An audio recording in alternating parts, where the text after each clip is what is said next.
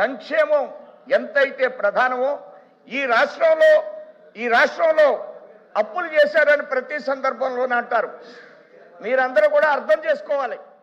అప్పులు గత సంవత్సరం మీరు ఢిల్లీ వెళ్ళేవారు ముఖ్యమంత్రి గారు, మన ముఖ్యమంత్రి గారు కూడా ఇప్పుడు ఢిల్లీ వెళ్ళారు, గత ముఖ్యమంత్రి గారు కూడా ఢిల్లీ వెళ్ళారు. దేనికి వెళ్ళారు?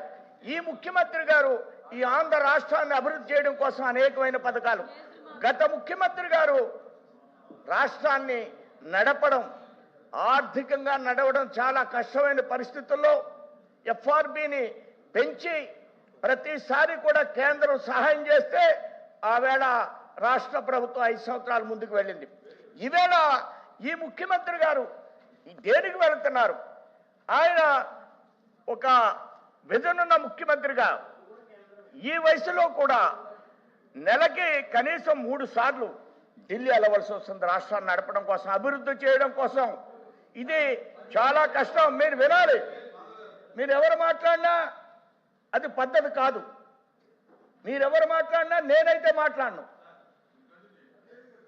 మీరు మాట్లాడితే దానికి అర్థం లేదు. వాస్తవాలు చెప్తే వాస్తవమైనటువంటి విషయాలు రాష్ట్ర ప్రభుత్వం కోసం, రాష్ట్ర అభివృద్ధి కోసం ఎంతో కష్టపడి అప్పులు చేశారు. అప్పులు మీరు చేయలేదా?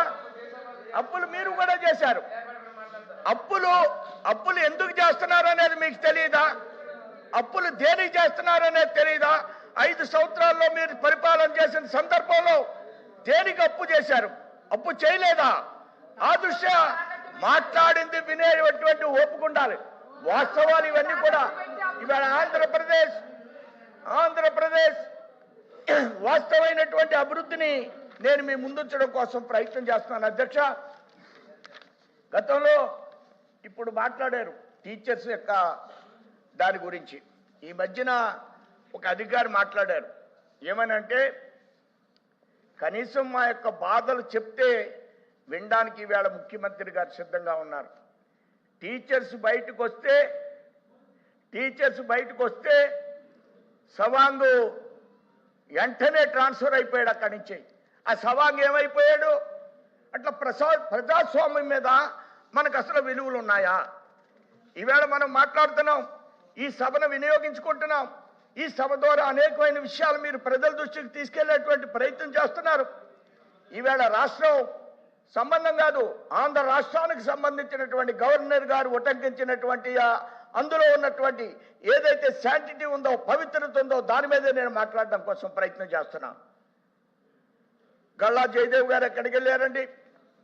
ఈవేళ ఆయన తండ్రి, ఆయన తల్లి నిన్న మీరు ప్రస్తావించారు. జగన్మోహన్ రెడ్డి గారి తండ్రి గారి పేరు.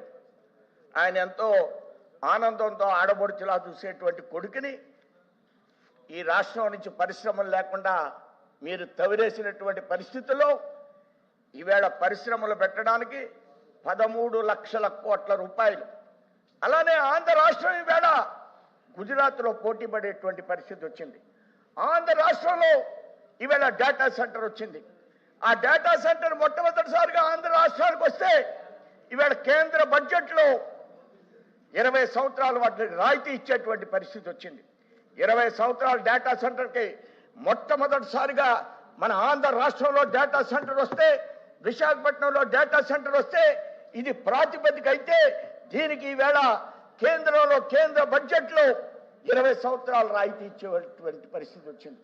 ఇదేమన్నా చిన్న విషయమా? ఈవేళ బొత్స గారు అన్నారు 4,000 ఇస్తే మేము అభినందిస్తున్నామని. ఒక డేటా సెంటర్ వస్తే, ఒక క్వాంటమ్ సెంటర్ వస్తే దాన్ని అభినందించవలసిన పరిస్థితి లేదా అధ్యక్ష? గవర్నర్ ప్రసంగం వినవలసినటువంటి ఆవశ్యకత లేదా అధ్యక్ష?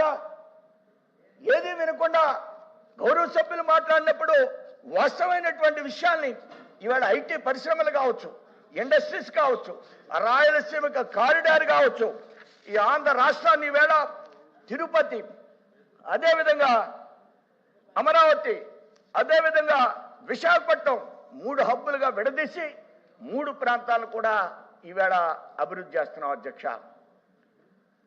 పోలవరం శరవేగంతో ముందుకు వెళ్తుంది అధ్యక్ష. 5 ఏళ్లు పోలవరంలో కుంటుపడింది. ఈవేళ పోలవరానికి 5,000 కోట్ల అడ్వాన్స్ ఇచ్చింది కేంద్ర ప్రభుత్వం. మరొక ఈ బడ్జెట్లో 300 కోట్లు ఇచ్చింది. 27 నాటికి ఈ పోలవరం ఆంధ్ర రాష్ట్రంలో స్థాపించబడుతుంది అధ్యక్ష. దీన్ని అభినందించాలి అధ్యక్ష. పోలవరంతో పాటు కూర్చోడానికి ఆయన మీరు కూర్చోమన్న తర్వాత 3 సార్లు 20 నిమిషాలు మాట్లాడాడు ఆయన. నాకు కనీసం ఇంకో 10 నిమిషాలు అనివ్వండి. పోలవరం తర్వాత ఈ ముఖ్యమంత్రి గారు నల్లమల పోలవరం అని ఏదో జోక్ అనుకుంటున్నారు. ఇవన్నీ మాట్లాడుతుంటే వాస్తవమైనటువంటి విషయాలు, అడ్డగించేటువంటి విషయాలు కాదు ఇవి. అడ్డగించేటువంటి విషయాలు కాదు. వినడానికి శాంతం ఉండాలి మీకు, వినడానికి శాంతం ఉండాలి మీకు, వినడానికి శాంతం ఉండాలి. పోలవరం అనేది చిన్న విషయం కాదు. పోలవరం తర్వాత గవర్నర్ ప్రసంగంలో నల్లమల ప్రాజెక్టు గురించి ప్రయత్నం చేస్తున్నారు ముఖ్యమంత్రి గారు. నల్లమల ప్రాజెక్టు గురించి ప్రయత్నం చేస్తున్నారు. పోలవరం ఏదైతే గోదావరిలో ఉన్నటువంటి జలాల్ని మనం పూర్తిగా వినియోగించుకోవాలి. దీని మీద పెద్ద చర్చ జరుగుతుంది. రాజకీయాల్లో ప్రతిపక్షాలు పాలకపక్షం కాదు, అభివృద్ధికి సంబంధించిన ఇరిగేషన్కి సంబంధించినటువంటి ప్రాజెక్టుల విషయంలో మనం ఏ విధంగా ముందుకు పెడుతున్నాం అనే విషయాన్ని చర్చిస్తే ఇలాంటి అల్లరి ఉండదు అధ్యక్ష. ఇలా కేకలేయడానికి అవకాశం రాదు అధ్యక్ష. మానసికంగా ప్రతి అంశాన్ని క్షుణ్ణంగా మనం ఈవేళ ప్రయత్నం చేయాలి అధ్యక్ష. డ్రోన్స్ హబ్బుగా ఈవేళ ఆంధ్ర రాష్ట్రంలో 7 ఎయిర్పోర్ట్లు వస్తున్నాయి. 7 ఎయిర్పోర్ట్లు ఉన్నాయి. హైదరాబాద్లో ఇప్పటికి కూడా ఒక ఎయిర్పోర్టే ఉంది అధ్యక్ష. మనకి విశాఖపట్నంలో ఎయిర్పోర్ట్ వచ్చింది. విశాఖపట్నంలో కొత్త ఎయిర్పోర్ట్ కడుతున్నారు. అలానే నెల్లూరులో ఎయిర్పోర్ట్ కడుతున్నారు. శ్రీకాకుళంలో ఎయిర్పోర్ట్ కడుతున్నారు. ఇవాళ మీరు కేంద్ర ప్రభుత్వం ఇవాళ డబుల్ ఇంజిన్ సర్కార్ కాదు, ఇది ట్రిపుల్ ఇంజిన్ సర్కార్ అని మీ అందరూ కూడా నేను తెలియజేస్తున్నా. దీన్ని హర్షిస్తారా హర్షించరా అది మీ ఇష్టం. మీ యొక్క విజ్ఞతకి నేను వదిలేస్తున్నా.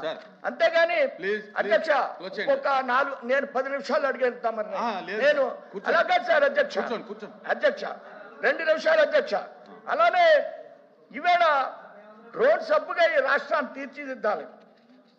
ఈవేళ విమానాలు కూడా ఈ రాష్ట్రంలో తయారు చేయాలని ప్రయత్నాలు జరుగుతున్నాయి అధ్యక్ష. రాష్ట్ర అభివృద్ధి అంటే వేళాకోళంగా ఉంది. అంటే డ్రోన్స్ వస్తాయి మీ మీదకి, విమానాలు కూడా వస్తాయి మీ మీదకి. మీరు ఆ తర్వాత కళ్ళజోడు పెట్టుకోవాలి. ఈవేళ గుజరాత్తో పోటీపడి ఆంధ్ర రాష్ట్రంలో విమానాలు తయారు చేయాలనేటువంటి ఆలోచన ముఖ్యమంత్రి గారికి ఉంది అధ్యక్ష. ఇవాళ ఈ రాష్ట్రం ఏ విధంగా ప్రగతి పదంలోకి వెడుతుందనేటువంటి విషయాన్ని మనం ఆలోచించాలి అధ్యక్ష. ఈవేళ ఎన్టీపీసీ నుంచి గ్రీన్ ఎనర్జీ విశాఖపట్నం కేంద్రంలో ఏర్పాటు చేశారు అధ్యక్ష.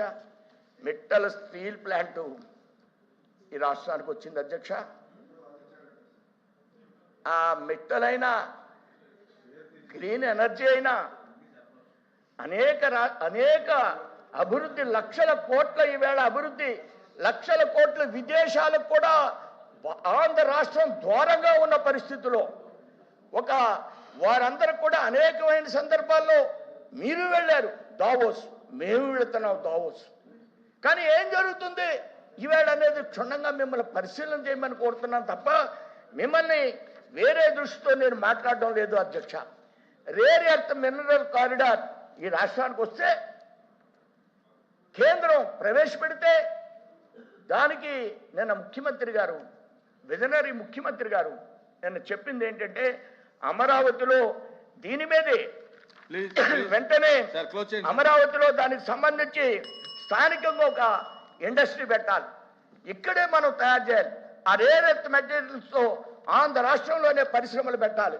మెగా డిఎస్సి పెట్టాం, కానిస్టేబుల్ నియామకం చేపట్టాం, 13 లక్షల కోట్లతో పెట్టుబడుల్లో 16 లక్షల మందికి ఉద్యోగాలు ఇచ్చాం. టూరిజం ద్వారా అనేక ఇండస్ట్రీగా పెట్టి అనేక ప్రాజెక్టులు తీసుకొచ్చాం. ఈ రాష్ట్రం మీరందరూ అనుకుంటున్నారు. ఒక విషయాన్ని చెప్పి ముగిస్తాను అధ్యక్ష. ఇది ఈవేళ కూటమి మేము 15 సంవత్సరాలు పరిపాలిస్తాం, 20 సంవత్సరాలు పరిపాలిస్తాం అనే విషయాన్ని చెప్తున్నాం. కొంతమంది ఏమంటారంటే 2 ఏళ్ళు అయిపోయింది, 2 ఏళ్ళు అయిపోయింది అనే విషయాన్ని ప్రస్తావిస్తూ రెడీగా ఉన్నాం దూకడానికని. కాదు అధ్యక్ష, ఇది ఈ యొక్క హాగాది హీగాదు జరుగుతుంది. ఇది మరలా కూడా అధికారంలోకి వస్తుంది. గుజరాత్ తరహాలో 5 సార్లు వచ్చినట్లుగా మరలా మేము అధికారంలోకి వస్తాం. మధ్యప్రదేశ్లో అధికారంలోకి వచ్చినట్లుగా మేము ముందుకు వస్తాం. మీరు 2 ఏళ్ళయింది 3 ఏళ్ళయింది అని మా ప్రసంగాల్లో ఉన్నది 15 ఏళ్ళకి ఒక పునాది లాంటిదని మీ ద్వారా నేను తెలియజేస్తూ ముగిస్తున్నాను అధ్యక్ష. ఇజ్రాయెల్ గారు, ఇజ్రాయెల్ గారు క్లుప్తంగా వారు 20 నిమిషాలు తీసుకున్నారు. ఎవరెవరో తీసుకున్నానికి నీకేం సంబంధం అయ్యా? నీకు ధన్యవాదాలు అధ్యక్ష. 5 నిమిషాలు. ధన్యవాదాలు అధ్యక్ష. అసెంబ్లీ బడ్జెట్ అదే సందర్భంగా గవర్నర్ ప్రసంగం దురదృష్టం ఏంటంటే ఈ భారతదేశానికి అత్యున్నత న్యాయస్థానం అయినటువంటి సుప్రీంకోర్టులో న్యాయమూర్తిగా పనిచేసినటువంటి గౌరవ సభ్యుల చేత అన్నీ పచ్చి అబద్ధాలు మాట్లాడించాలి అధ్యక్ష. ఎందుకంటే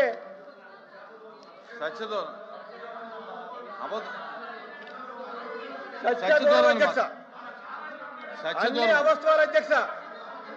నేను చెప్పడం కాదు అధ్యక్ష, ఈ బుక్ లో రాసింది అధ్యక్ష. నాకు టైం తక్కువ ఇచ్చారు కాబట్టి ప్రధానంగా 2 అంశాల మీద మాట్లాడుతున్నా అధ్యక్ష. తమరు దయచేసి టైం ఇవ్వాలి. మీరు మంచి జోష్లో ఉన్నారో, ఇంట్లో మ్యారేజ్ కూడా చేస్తారు, అందరికి భోజనం పెట్టారు.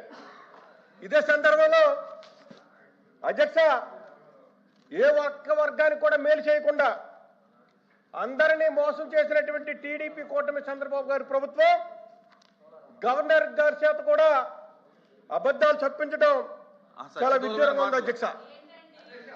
వినాలి అధ్యక్ష. ఇజ్రాయెల్ గారు సత్య